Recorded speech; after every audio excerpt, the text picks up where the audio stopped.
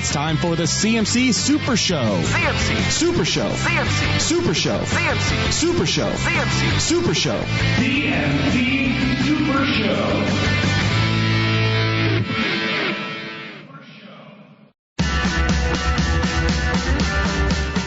Good afternoon. You heard that intro, so you know exactly what time it is. As always, I'm Petty Officer Hepburn, a.k.a. YF Menace, and I'm here with our CMC. So how are you doing this afternoon?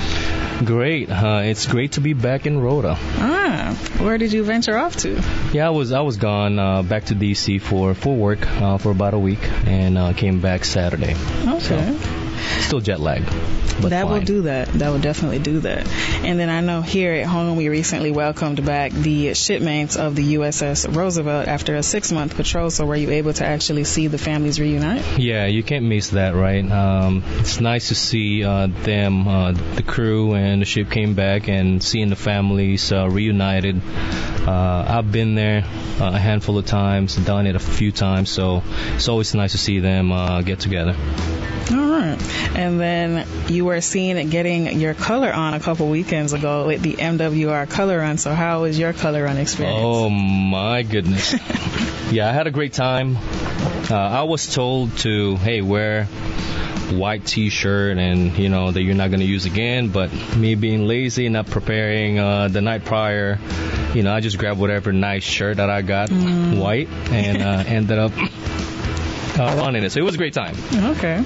And then did you get to practice your throwing and dunk, the CO or XO in the dunk tank? Unfortunately not, because I had to go run some errands because I'm flying out that night, right? So after the run, packed my bags and went to the airport. So. Okay. And then what was your favorite aspect of all activities at the color run? Seeing the family, especially with the kids, right? Running out there, having a great time. That's always nice to see. There's a lot of people this time, I believe, compared to last year. Okay. Yeah. And then we have a big week coming up as Feria season is coming in, not just one, but two of our surrounding communities. So what is your favorite part of Feria season? Yeah, we were talking offline with our two guests here. If you're here in Rota and you haven't been to Feria, I would say take advantage of the upcoming Feria events. Every city have their own schedule, but for us here in Rota, it's coming up, and make sure. The best part really is that theme and that feeling of the Feria, right? It's a culture thing. I feel like I was in Hollywood, studios, seeing everybody dressed up and, little boys like Zorros, right? Okay. You have a handful of, food options there, and then, of course, the rides for kids. It's not just for kids, but, I took advantage of it last time as well. But, of course, I have to get there early to get that 50% discount. So if it's happening this year, I'll be there early as well. So. Okay. And then are you planning on dancing a little Sevillanas while you're at the Feria? No, I'm pretty occupied with my girls being part of it. So I think I'm just going to be watching from that end. Okay. And then you've been to Feria before, as you said, so what's the biggest tip for any of the new families in the community? All right, first of all, find out the date and time. Have a plan how to get there, but you got to pick your dress. Be colorful. Right, so be colorful, talk to your peers, co-workers that's done it before. There's actually a handful of shops out in Puerto or San Lucar that's you can get used Feria dresses. But the new ones, I was surprised 2 weeks ago when we went there, and I was like, wow, €500? Wow. So, babe, go stick to 150 or whatever, right? Or get you a used one. But so she got a new one this time, and one of my girls out of 3 actually we have to get her a new one as well. So that's first and foremost, get a dress, and then enjoy it. Enjoy time, enjoy the culture, enjoy the crowd. Okay. And then, of course, the thing that we all want to know, when are the ferias happening? So Rota Feria, I believe, is this Thursday, April 30th to Sunday, May 3rd. And then El Puerto de Santa Maria Feria will be on Wednesday, April 29th to Sunday, May 3rd. Just messaging here for safety. When going to Feria, know your limits and never drink and drive. So have a plan how to get there and how to get back, right? And if you're out there having a good time at Feria, you can always go to the taxi stands. There's plenty of taxis based on my experience last year, and always go to the stand at the front entrance of Feria to request a taxi. So have a great time. Have a plan. Definitely. But of course, April is a busy month, but it's also a month to talk about some important topics, and we've got two professionals from our Fleet and Family Support Center here to discuss right after this break.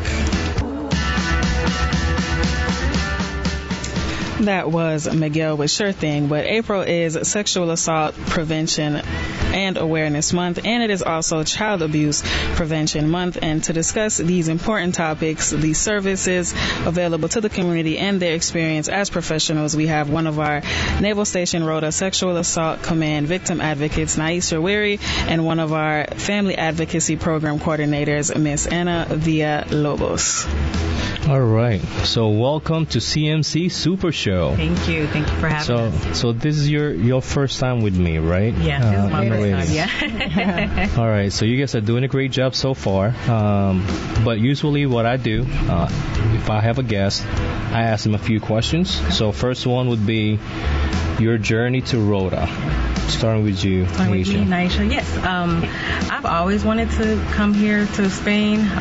It's always been a dream of mine to be able to service our sailors and our families here. It took a while because for the longest time there weren't any positions open for many years. And then all of a sudden, SAPR became available. So I just feel like it was perfect timing for me to be here. So I'm here today.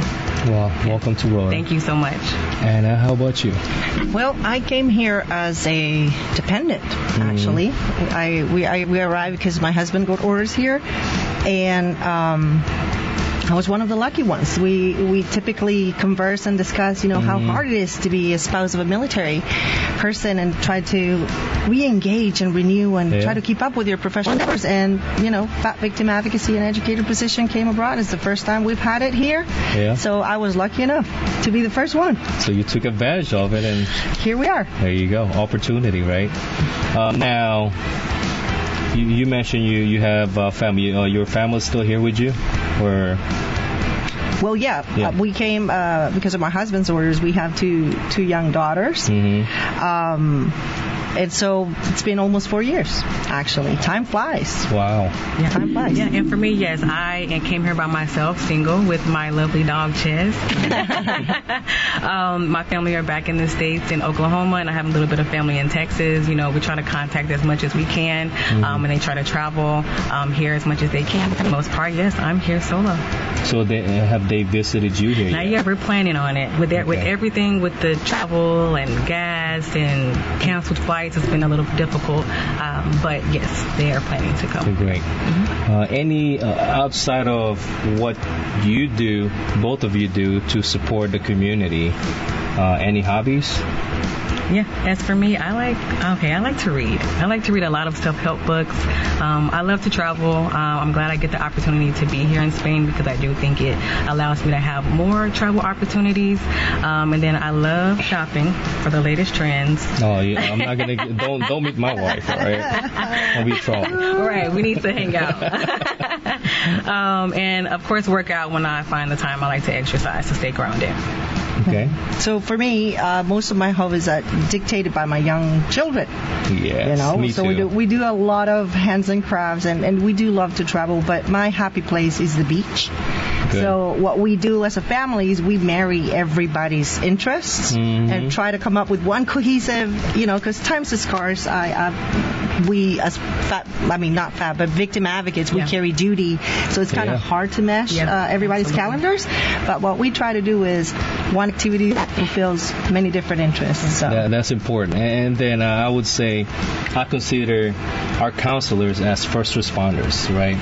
And I tell all my personnel too, my coworkers, colleagues, say, hey, make sure you take advantage of taking care of you as well and the family, right? Yeah. It's important. We're good on taking care of others, but how about us, right? Yeah, because if we can't take care of others if we don't take care of ourselves first. So that's I agree correct. with that. Mm-hmm. Okay. And then the best part of serving in Rota, what is that? Ooh, I think for me, again, being able to service the military service members in Spain, it's been a lifetime opportunity. Just seeing how everyone comes together and support one another.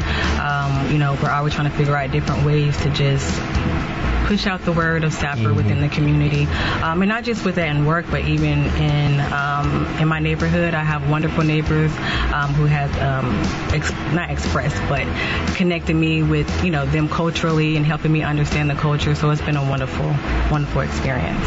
That's awesome. Yeah. For me, I'll say, it feels like we're a huge community, but also it feels like it's a small community in a sense, right? Because you will run into everyone, everywhere, right? We all go to the same places. And I believe that it's all about perspective. And so I take that as an advantage because we have the commitment. It's beyond the duty of your work.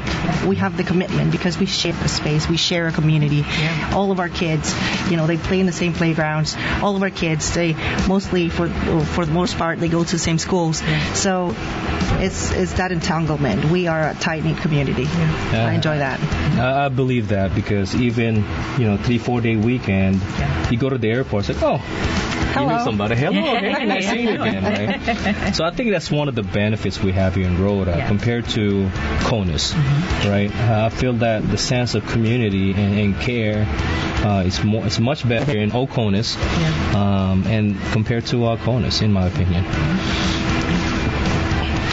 I also agree with those things because I enjoy being out here a lot, but we'll be back with some more considerations after this break.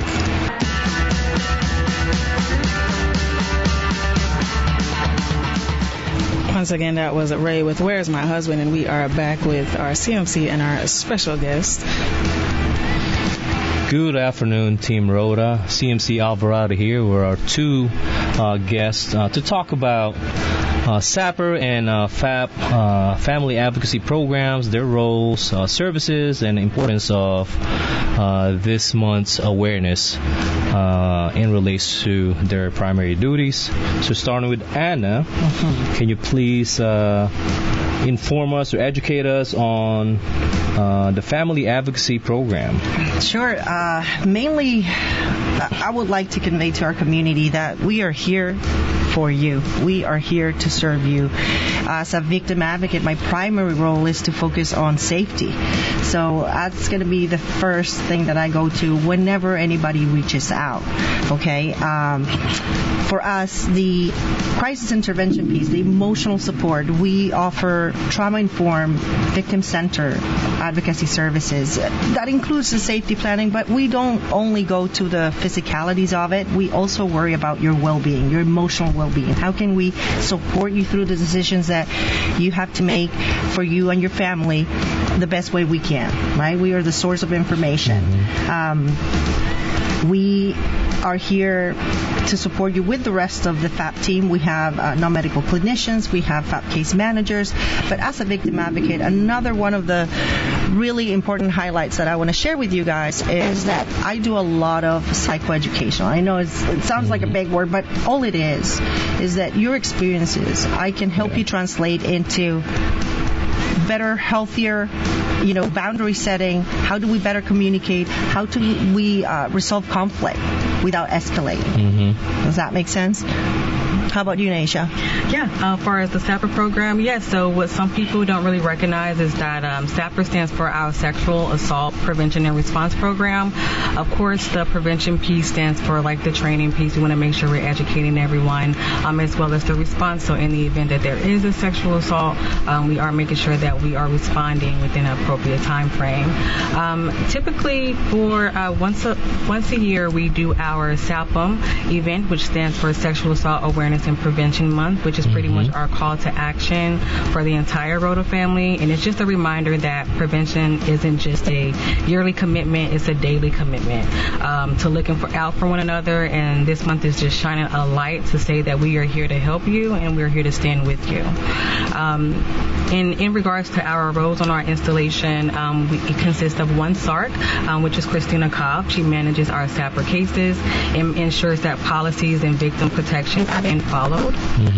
We also have, our program also consists of having 3 civilian victim advocates, and we are pretty much the first responders in the event that we do have a crisis. But our staff can also select to have a uniformed victim advocate if they choose to. If they don't want to come to us, so that is allotted to them. And just kind of along with what Ana was saying about the services, we do accompany our survivors with, receiving that medical and legal service. If they want resources, we can provide them with that. Not limited to like a VLC, chaplain services, medical, behavioral services, things of that sort. Whatever they feel like they need in that time to heal through their journey. So that's our goal, just to be like their cheerleader, their support. True. Okay, so let's talk about, and especially our listeners too, about the reporting process. If I want to make a report, what's that look like, and who do I need to call? Absolutely. So yeah, on the SAPR side, we have restricted and unrestricted. So restricted is for survivors who need like the advocacy services, right? The medical care, the counseling. If they want to speak to a VLC, they can without triggering an investigation. But if they do decide that they do want an unrestricted report, these are for the people who are seeking that full accountability through our legal system. So this may require us to open an investigation. Victims can request a VLC. They can request a military protective order if they feel unsafe. We also have an expedited transfer that they can put in the event that they may not feel comfortable in their command and they may want to leave the installation and go to another command that is allotted to them as well. So that's pretty much the bread and butter of our program when it comes to restricted and unrestricted. And just to add to that, even if a survivor, if anyone's out there who wants to just come in and just get information, we are completely protected. If you want to come in and if you want to just learn about our resources, you can come and tell us your story, and we don't open up a case. So that's some misconception that some people may have about our program, that if they come to us, we'll open up a case, but that's not the case here. And I'm glad you mentioned that, because that's a common misconception that I've been hearing. They're scared to make a report or talk to somebody because of the that item, that they're scared to get in trouble or the alleged offender, right? That's right. Like I wanna make the difference. I mean, we have the same reporting options, restricted and unrestricted. The main difference is the notifications, right, for investigative processes and also to the command. We do have the ability to advocate on their behalf for MPOs and things of no contact orders. I will say, because it's CAPM, Child Abuse Prevention Month, when it comes to the kiddos, right, they're vulnerable. They're in a vulnerable stage, so it's up to all of us to keep them safe. And one of the things that we do when there's allegations of child abuse or neglect, it has to be an unrestricted report. Now, I'm gonna say this to the community. That doesn't mean you're a bad parent. It means there's a concern. Maybe the whole story is not open wide just yet, but what I would like everybody to focus is that we're here to provide the resources. I'll tell you, I've been doing this for about 15 years. I've done every certification on the board for really good mindful parenting, right? But I'm not 100% of the time, and I need everybody to give themselves grace. We are here to support. We are here to add tools to your toolbox, and hoping that we can increase protective factors, which means connectedness, a better family dynamic, right? We can all make this happen. So when we talk about Awareness Month, this is what we're trying to say.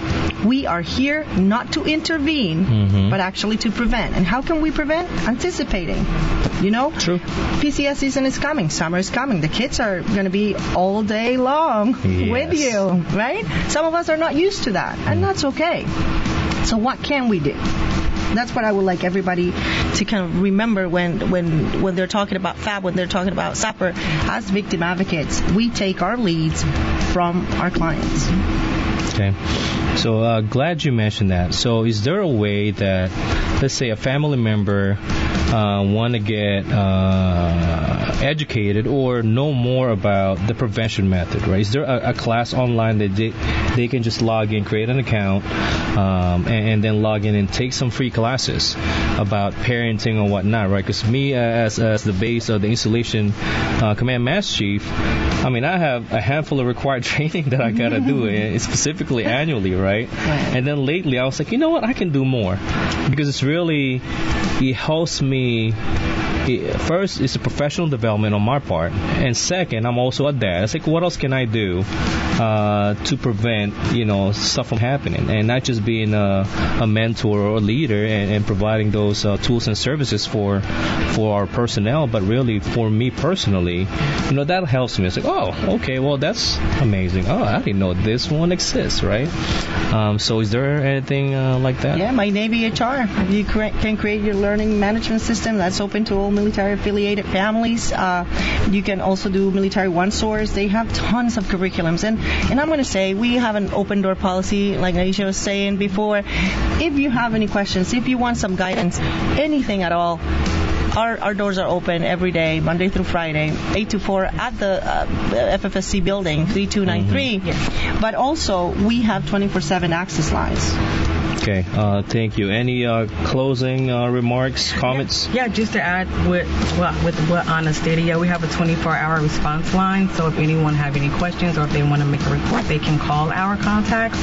And again, if anyone came in and they wanted some resources and we may not be able to have them in SAPR, we will do a warm handoff and take them directly to where they need to go. So we're always here to support everyone the best way that we can. Look for our numbers. You can see them all throughout the installation. SOS flyers have been updated throughout, we're proud to say, and you can find all of our 24/7 lines for suicide prevention, for domestic abuse, child abuse, SAPR, and the chaplains. So we're here for you. Absolutely. And all over social media too, Facebook group and website. Yes, right? sir. Yep. Okay, great. Thanks for having both of you, amazing guests, to be part of our show today, and hopefully a handful of our listeners, if you guys need their help, their assistance, please contact them. They're at Fleet and Family Support Center building on base. Online, contact them online or email or phone number. Somebody will be able to provide you assistance. Thank you so much. Thank you, sir. Yes, we really appreciate you for informing our Rota family and helping everyone be heard, feel confident and safe. And we will return after this song break to introduce our next guest. That was Michael Jackson with Butterflies, and a couple weeks ago we recognized a part of Team Rota that are the unsung heroes of our fire and emergency services on the installation during National Public Safety Telecommunicators Week. And here to talk more about their jobs as emergency dispatchers and their roles in the emergency services fields are dispatcher Edson Olivier and ABH3 Brytnee Sauter. All right, welcome ABH3 and Edson to a CMC Super Show. Once a month, I have the opportunity and honor to have this show. So good afternoon, Team Rota. So now, first off, let's talk about what got you to Rota, Edson. Well, good morning, team. What got me to Rota? At first, I was working at Naval Station San Diego for Navy Region Southwest in San Diego, California, where we dispatch Southwest. and I had got the opportunity to PCS to Sigonella, and I moved in 2019, and then stayed there about 2 years, and then for April 2021, I came to Rota, and I've been here ever since. So we were talking offline earlier. It's like, man, you're one of the lucky guys that actually get to stay in Rota for longer than 2 years. So congratulations. Oh, thank you. ABH3, how about you? Good morning. So I got here, came from the CVN 71 USS Theodore Roosevelt. I was there for my first contract since 2019, and I got here in 2023. Yeah. And I'm about to leave actually in about 2-3 months. So going where? Well, my husband has orders to Bangor, Washington. Okay. Yeah. So you've been there? Oh yeah, love it. Love the hiking and the outdoors. That's good. Awesome. That's good. So you talk about you have a spouse. Your husband is gonna get stationed in Bangor. How about you, Edson? No, I'm here single, unfortunately. So. Lucky. All right. And then, so other than emergency dispatch, what you guys do, a primary job, do you have any hobbies? Oh, right now, I love traveling, as well as every now and then I'm starting to pick up pickleball. So since the weather's getting warmer, I'm starting to, not great, but I'm getting better at it. That's good. So traveling is not it's not a cheap hobby, man. No, it's not at all. Not at all. How about you? Unfortunately, right now I don't have any hobbies. My husband and our daughter just turned 1 3 months ago. Yeah. And so you're pretty occupied we're with. Pretty hands full. I like reading a book when I get a chance, but hands full. And we just found out we're having another one on the way, so it's. Oh, congratulations! Tired. Congratulations! Yeah, congratulations! And then for us, that have older kids, a little older than yours, but whatever, I used to have my own hobbies before kids, and then you have kids. Guess what? Whatever they want to do, that becomes your hobby, right? Yeah. So that's just how it works, in my opinion. And then best part of serving in emergency management service or dispatch in Spain. Well, I love serving the community. I love when people call us when they need any assistance. Either they need a tow truck or they're trying to find a phone number to either the hospital or legal. And we're here 24 hours to help them, and it feels good that they have a number to call when they need some type of advice or some type of guidance to get things done. And that's what we're here for, to help the community. Okay, so now talking about, this is part of my Take 5 in the past, but talking about with summer coming up, what is your favorite summer activities? Summer activities lately, because the weather's been so hot, I don't like to do too much outdoors. But a lot of times going to the beach, relaxing. I used to like jet skiing a lot, but lately it's been more, I feel like because of the heat, I've been staying at home more lately. I don't know, because I'm getting older, but before I used to be out all day. And one beautiful thing about Spain is that in the summertime, the sun is much later. Oh, yeah. So you can take advantage of the daytime, yeah, right? you could be out till like 10:30 and then, still bright outside. So that's one of the good things. Awesome. So, ABH3, let's talk about what you do and what does emergency management team provide Rota. Well, emergency management, we do part of the dispatching, and then tracking all the dispatch stuff, so times to dispatch calls, as long as we're answering phone calls on time, hitting dispatch on time. We also do a lot of the CBR fit testing. Okay. Anything else you want to add? No, to pick back what Brytnee said, we are here more for the community. So when anytime they have an emergency, they called us. We try to get them the help they need as quickly as possible, or guide them to the right direction. So that's what our main focus here on base. Okay. For last question, is there anything else that you want to provide or have listeners talk to? Oh, just let them know that we are here to serve the community. We're here 24 hours a day, 7 days a week. If they have any questions, they can reach us via landline. They could call 911 if they have an emergency, and I could give the number if that's something that they would like to know. Okay, well, Thank you both of you for being my guests for the second portion of the CMC Super Show. And over to you. All right. Stick around to find out how our emergency dispatchers do their job and the important role of public safety communicators. And we are back with our CMC and our special guest to talk more about emergency dispatch. Good afternoon, Team Rota. CMC Alvarado here again on the CMC Super Show. So, first question to both of you. What are the training required to become a professional dispatcher? Well, first, here in NAVSTA Rota, you have to take what we call the telecommunicator class. It teaches you how to speak with callers. If they're irate, how to calm them down. If there's an emergency, how to try to get the information from them. That class tends to be about a week long, and the company we use called IAED, International Academy Emergency Dispatch. And once you get your telecommunicator course set in, then that's when you get the next class, which is EMD, Emergency Medical Dispatch, with the same company. Okay. This is about 4 days long as well. It's all online with a professor. And it teaches you how to answer 911 call, how to give pre-arrival instruction to the caller before first responders arrive.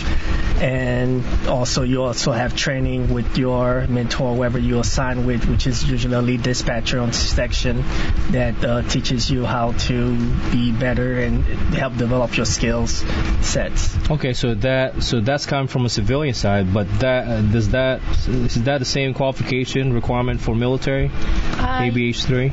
Yeah, so the military side takes the same courses. We also have to take like a CPR course and some courses with the FEMA site to understand the basic command incident site, ICS. Okay, so good. So now, timeline of an emergency. For a timeline, so by the time you call 911, we have about 90 seconds to dispatch whatever unit it is. If it's security or fire or medical. So in the meantime, while we're on the line with you, we're asking you the appropriate questions that we need to tell the first responders, like the location, nature of emergency, and then also the cross streets and how many people in the house and what type of resources needed.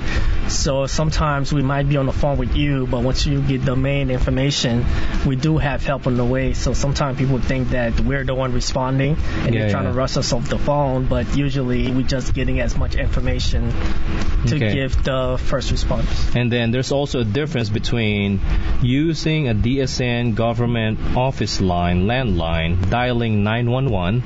That is correct. And then if you're going to use your cell phone. Yes, if you use your cell phone to call 911, you have to dial the whole phone number, which is +34 956 82 2911.